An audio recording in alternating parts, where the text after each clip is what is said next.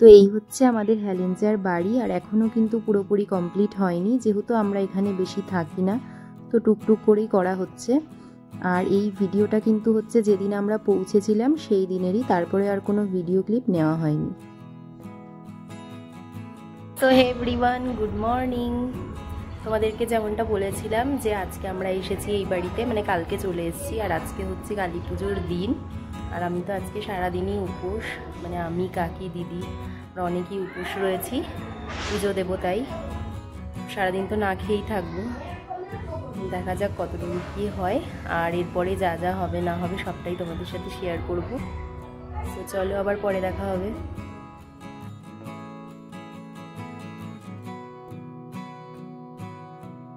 তো এই দেখো আমি মেহেন্দি পরেছি, খুব বেশি পরিনি, একটু হালকার মধ্যেই পরেছি। এখানে এই যে কেমন লাগছে অবশ্যই জানিও। এখানে কিন্তু আমাদের বাড়ির পাশাপাশি আমার 3 কাকারও বাড়ি রয়েছে, আর আমাদের বেশিরভাগ রিলেটিভসই কিন্তু বনগাঁ এদিকেই থাকেন। আর আমি তো আমাদের বাড়িতেই রাখা একটা টোটোতে বসে আছি। এই যে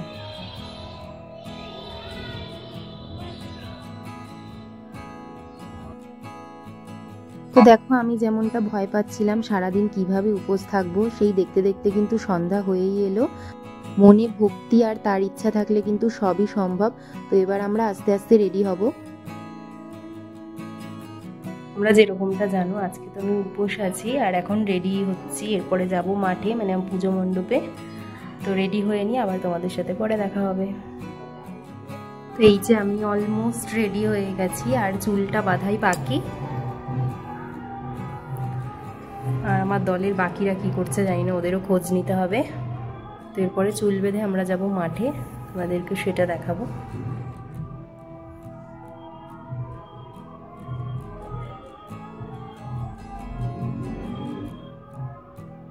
এই যে দেখো, এখানে দিদি কিন্তু কাকিকে সাজিয়ে দিচ্ছে, আর আমরা এখানে আসলে কিন্তু এভাবেই সবাই মিলে একসঙ্গে রেডি হই, এটার মধ্যে একটা আলাদাই মজা। হাই করো, হাই করো, হাই। মজা আয়া। এই যে আমি তো পুরোপুরি রেডি, আর আমি এমনটাই ভেবেছিলাম একটা লাল শাড়ি পরবো। আমাকে কেমন লাগছে তোমরা কিন্তু অবশ্যই জানিও।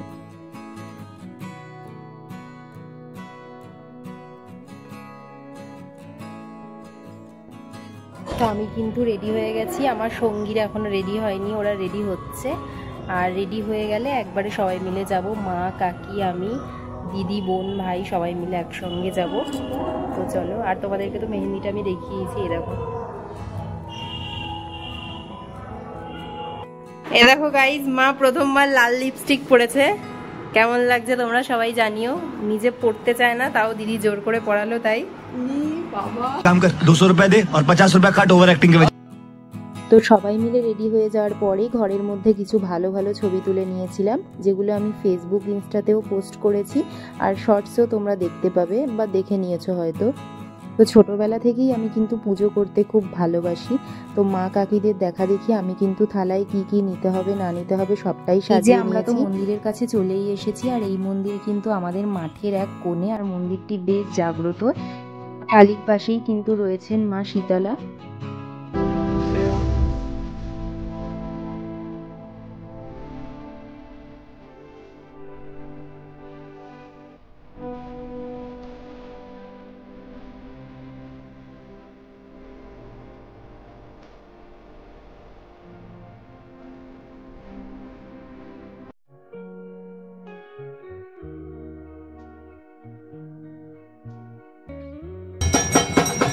কিন্তু মন্দিরের চারপাশে ঘুরে ঘুরে ফুল ছড়াতে হচ্ছিল 7 বার।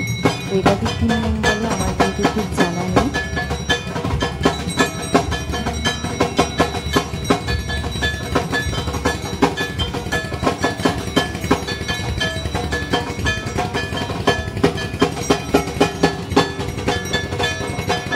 দেখে বললাম না, মন্দির কিন্তু বেশ জাগ্রত, আর এখানে ভিড়ও খুব হয়, মানে আমরা কিন্তু অনেকেই করছিলাম, মন্দিরে খুব ছিল না এত লোক।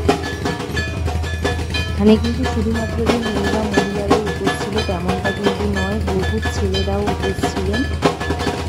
আর এখানকার পুজো সম্পূর্ণ হয়ে কিন্তু মণ্ডপের পুজো করা হবে।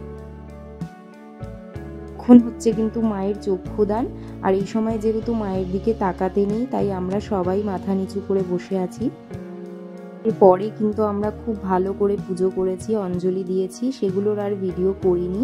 তো এই যে দেখিয়ে নিলাম আমাদের প্যান্ডেলটা। পুজো শেষে আমরা একটু মাঠের প্যান্ডেলের দিকে এসেছিলাম।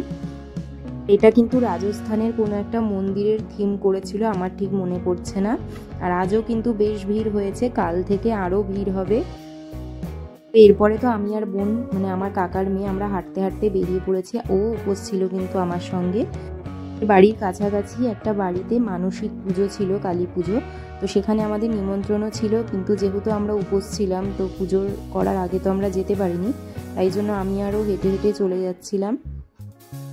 তো চলো যাই, আগে দেখি গিয়ে প্রসাদ পাই কিনা, কারণ এখন তো অনেকটাই রাত হয়ে গেছে, প্রায় ওই 1টার কাছাকাছি। তো সারাদিন না খেয়ে থাকলেও আমাদের কারোরই কিন্তু খুব একটা কষ্ট হয়নি, যদিও আমি নিজেকে নিয়ে তো খুবই ভয়তে ছিলাম, যেহেতু আমি এর আগে কখনোই এরকম এতটা সময় ধরে উপোস থাকিনি। তবে দেখো কি সুন্দর ভালোই ভালোই সবটা মিটে গেল।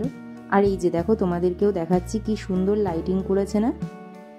যে রাস্তার উপরে দেখতে পাচ্ছ লাইটিং হয়েছে, ওই বাড়িতেই কিন্তু পুজো হয়েছিল। আমি তো সকালেও আসতে পারিনি, এখনই একবারে যাচ্ছি। এটা দেখে যা বুঝতে পারছি আর কিন্তু কোনো লোকজনই নেই, আমি আর বোনই রয়েছি খালি। তো প্রথম একটু লজ্জা লাগছিল ঠিকই, তবে মায়ের প্রসাদ আর লজ্জা না করে আমরা বসে পড়েছি। সারাদিন উপোস থাকার পরে এইটুকু প্রসাদ পেয়ে তো পুরো অমৃত লাগছিল। এখান থেকে বেরিয়ে আমরা আরেকবার মাঠে গিয়েছিলাম, দেন আমরা বাড়ি চলে আসি। পরদিন থেকে তো আমরা বেশ ঘুরতে বেরোবো। তো কোথায় কোথায় ঘুরবো, কোথায় কোথায় ঠাকুর দেখলাম, সবটাই তোমাদের সাথে শেয়ার করব নেক্সট ব্লগে। তো আজকের ব্লগটা যদি ভালো লাগে please do like, comment, share and subscribe. So আজকের মতো টাটা।